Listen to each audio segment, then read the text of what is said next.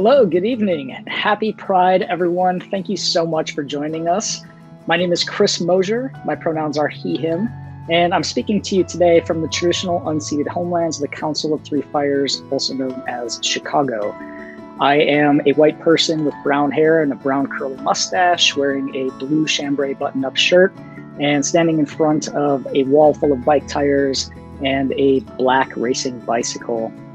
I am a six-time member of Team USA, and in 2020, I became the first transgender athlete to compete in the Olympic trials in the gender category of their identity. I'm also the founder of transathlete.com, a resource of trans-inclusive policies at various levels of play. As both a lifelong athlete and now as someone tracking and fighting a record number of anti-transgender bills across the country, I know personally how damaging bills attacking the LGBTQ+ community can be, and why we need protections. I'm honored to be here with you tonight in community to celebrate the end of Pride Month with our three amazing panelists who will provide more insight on where we are currently and where we hope to go, and perhaps more importantly, how you can take action. Allow me to very briefly introduce our highly decorated panelists, and please realize this is just a sliver of their bios and accomplishments just to get us started. First off, Nadine Smith is the Executive Director of Equality Florida, the state's largest organization dedicated to ending discrimination based on sexual orientation and gender identity. She currently serves as chair of the U.S. Commission on Civil Rights Florida Advisory Committee. She's also a Florida Chamber Foundation trustee and was one of four national co-chairs of the 1993 March on Washington. She served on the founding board of the International Gay and Lesbian Youth Organization, and we are thrilled to have Nadine with us tonight. Next up, Hong Marra is the Executive Director of Transgender Legal Defense and Education Fund, an organization committed to ending discrimination based upon gender identity and expression, and to achieving equality for transgender people through public education, test case litigation, direct legal services, and public policy efforts. Andy currently serves as board chair for the Freedom for All Americans Education Fund and has been honored by the White House and the City of New York for her contributions to the LGBTQ community.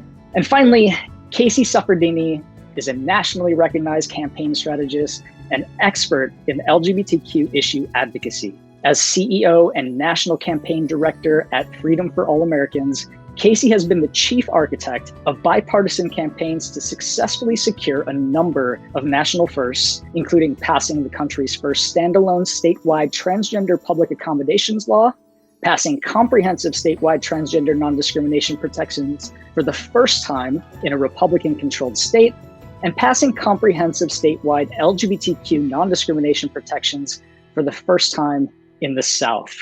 Let's start with the basics. We're going to jump right in, and I'm going to ask you, Kasey, to kick us off with a meta definition of what the Equality Act is. So right now, there are 29 states that lack explicit protections for LGBTQ people from being evicted from an apartment, fired from a job, refused service in a public place, just because of who they are. And the community has been trying actually for nearly 50 years to fix this. And this year, we actually have a historic opportunity to do so by passing a federal bill through Congress that would protect all LGBTQ people nationwide. And that bill is called the Equality Act. It would update our nation's civil rights laws to expressly prohibit discrimination against LGBTQ people in virtually all areas of daily life. It has already passed the US House. It is waiting for a vote in the Senate. And we're doing everything we can to try to get it through the Senate and to the president's desk this year. It's a really interesting moment that we're in as a larger LGBTQ+ movement. I think that especially for trans and non-binary people, we have never seen the kind of visibility of our lived experiences as we are today. And at the same time, we also know that trans and non-binary people continue to be victimized, continue to be targeted by anti-LGBTQ+ forces to derail progress of our movement. The Equality Act is a bill that has been in existence more or less for almost 50 years. Our movement has been fighting for federal non-discrimination protections for decades, and we are at a point where the stars have aligned. And our movement has made a significant investment in advancing the Equality Act and building momentum for the Senate to pass it, as well as for President Biden to sign it into law. And I think what's really important to underscore is that the vast majority of Americans in the United States overwhelmingly support LGBTQ plus non-discrimination protections, close to 3/4 of folks across the country, as well as a majority of Americans on both sides of the political aisle, whether you identify as a progressive, a conservative, a liberal, or a moderate. Everyone agrees, the vast majority of this country agrees that we need these non-discrimination protections in place. I just want to underscore just how broad the support for these protections are. In fact, many people are shocked when they discover these protections are not already in place all across the country. And even in the places where we have been successful in passing local ordinances or getting our state to embrace the Bostock ruling, the need for the Equality Act isn't diminished because it includes and embeds a standard nationwide. You should not have to wonder as you drive across the country, does this local community have these protections? Does this state have the same ones that I just moved out of? And so what we are seeing both at the national level is 70% of Americans support the full range of protections from marriage equality to basic non-discrimination. And a majority of Republicans, for the first time in the latest polling, are there on marriage equality. And support among older adults, which has been, one of the harder demographics to get through, is up to 60%. And so in a state like Florida, where Republicans have held control of the legislature ever since Equality Florida was founded nearly 25 years ago, it's important to note that the majority of self-identified conservative Republican primary voters said, all things being equal, they would support the candidate who was good on LGBT issues. So, it is a new day. It is time for these protections to be embedded in federal law and that equality be the law of the land. Thank you. Those statistics and that layout, Nadine, is really important. And I think that is a great segue into talking about this is such an important and historic piece of legislation. So I'm wondering, Andy, if you could kick us off, I'd love for us to expand a little bit more about this moment in time. Where are we historically, culturally, and legislatively, so we can paint the picture of sort of the current state of affairs? Yeah, I think there has never been as much support for the Equality Act as we see today. There have been hundreds of Fortune 500 companies that have signed on in support of the Equality Act. There's a number of faith leaders, there's a number of celebrities and influencers, and as well as a groundswell of support across the country for this legislation to pass. I think what is important to note, though, as we're building momentum to get the Senate to pass this bill and get it to the president's desk, we're also seeing, or we have seen, a wave of anti-LGBTQ plus legislation enter into state legislatures coast to coast. And I think in particular, trans and non-binary people have been the latest straw people or the latest targets to demonize and ultimately to derail progress for building this kind of momentum to pass the Equality Act. We know that anti-LGBTQ forces are manufacturing and engineering many of the bills that popped up in state chambers across the country this past state legislative season. And the top 5 organizations, ranging from the Alliance Defending Freedom, the Heritage Foundation, and so on, they have been the ones providing the model legislation to lawmakers to convince them to introduce into state chambers, not because constituents of lawmakers are asking for these anti-LGBTQ plus bills, particularly anti-trans legislation, but because our opponents on the other side of the aisle are afraid that the Equality Act is going to pass, and they are going to do everything that they can to stop progress. I'd love to now sort of zoom in. You talked about the state level, and we talked about a couple of states already, but I think it's really important to call out at the very beginning of Pride Month, the state of Florida, Governor Ron DeSantis signed an anti-trans sports bill into law in that state. So the state is really top of mind for me, with that being the most recent one passed. And this year, we've seen anti-LGBTQ plus bills in Florida pass for the first time in Nadine, you can correct me if I'm wrong, but I think it's over 2 decades. So I'm wondering, Nadine, can you tell us a little bit more about what's happening in Florida? Why Florida? Why this moment in time? And then we can open it up to other states. Yeah, unfortunately, I think it has everything to do with whether the governor is going to be running for president or vice president. He's pandering to an extremist wing within the base. It doesn't really even reflect the majority of where Republicans are. The trans ban that passed in Florida did not pass through regular order. In fact, that bill was declared dead even by the Senate sponsor. And then in the 11th hour, they tacked it on to an unrelated bill and moved it through with no public comment. And what they were experiencing in the hearings were parents and people in the community and teammates and coaches speaking out and saying, why are you doing this to trans kids? Why would you deny trans kids access to sports? The optimist in me believes that they are addicted to a kind of extremist pandering that has a limited ability to move people, but they can't help themselves. In some ways, the far right's attack on marriage equality caused a lot of people who weren't really thinking that marriage equality was the highest priority in the movement to suddenly have to fight back. And a lot of people who never considered themselves political were suddenly having conversations about marriage equality with their families. And I think the same thing is happening around trans youth in sports and the existence of transgender people, because at the root of it, what the far right is really trying to do when they attack trans young people, visibility on campus, and trans young people access to healthcare, what they're really trying to say is you don't exist, and we will not affirm your existence. And that's not where the majority of Americans are. That's not where the majority of Floridians are. So rather than come right out and say that, they think if we make your life a living hell, in the same way that they think that making life hell for people, the LGBT community, will keep us all in the closet. And so I think that our response has to be the same, which is to continue to lift up stories, have young people talk for themselves. And in Florida, a 13-year-old trans girl is suing the state of Florida and suing the governor. She's played soccer since she was 7 years old. She's going to be expelled from her team and go through that humiliation. And so she's suing. And we think that's the one of a few lawsuits that are coming. But this is a governor who has pushed for the passage of a number of bills that are in court and now being challenged as unconstitutional.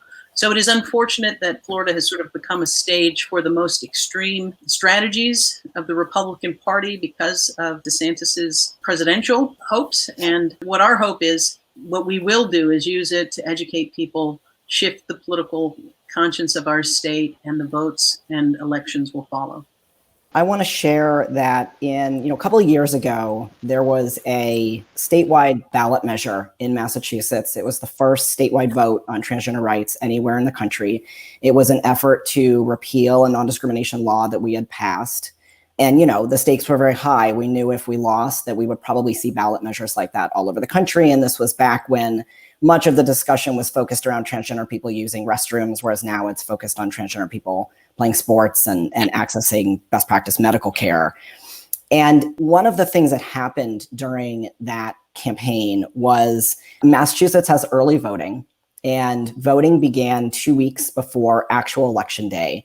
And that happened to be the same day that people may remember then President Trump announced that they were going through all of the federal administrative regulations, et cetera, to basically exclude transgender people and to define sex as based on, a person's biology at birth, whatever that means.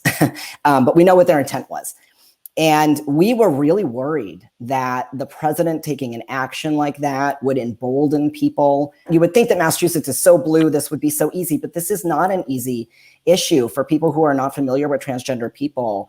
These, stereotypes and myths that are spread about us relative to bathrooms and sports, and it takes some effort to overcome them with people who just don't know us very well. And we were sort of knocking on doors, trying to educate people as quickly as we could. And we were really worried when he took this action that we were done, that this would really embolden people to vote against us, kind of give them permission, because this is like the highest office in the land saying it's okay to treat transgender people like they're not real. And it had the opposite effect. All of a sudden, we had so much turnout, so much volunteerism happening. We could barely have the capacity to handle all the people who wanted to volunteer. I came across somebody when I was knocking on doors who was on another canvassing team who said to me this was the first time she'd ever come out, not a transgender person, an ally, first time she'd ever come out to work on a political issue of any kind ever, because she just couldn't deal with all of the punching down and all of the bullying. It just wasn't right. And she felt she had to do something about it. And so, I know this was already said, and I just want to reinforce that we know from experience that what we're seeing happening in the States right now, it will backfire, because the majority of people in this country really are fair-minded, and whatever they may or not know about LGBTQ people, they do believe in treating people with dignity and respect. And they can see when something is not fair and when something is not treating somebody with respect. They can tell the difference between when it is and isn't. And I think this current moment really will backfire. And as unfortunate as it is that it's happening, and as harmful and dangerous as it is for the families that it's impacting, it makes the best case for non-discrimination protections than we could possibly make on our own without people coming out and acting in such a discriminatory way.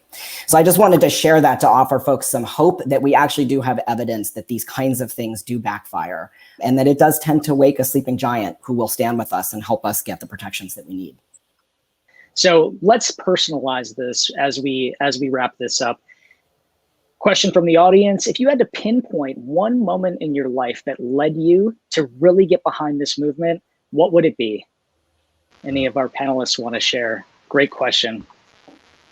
I think for me, I grew up in California, actually Southern California, in a pretty small conservative town. Those exist, they still exist. And I didn't know anything about gay people at all, really, except for negative things. This was in the 80s during the AIDS crisis.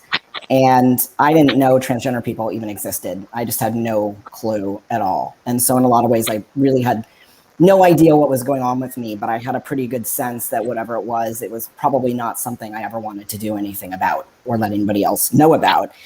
And I left my hometown to go away to school when I was 17 and a half. And that is kind of when everything changed, because I was in a different environment. It became impossible for me to ignore who I am.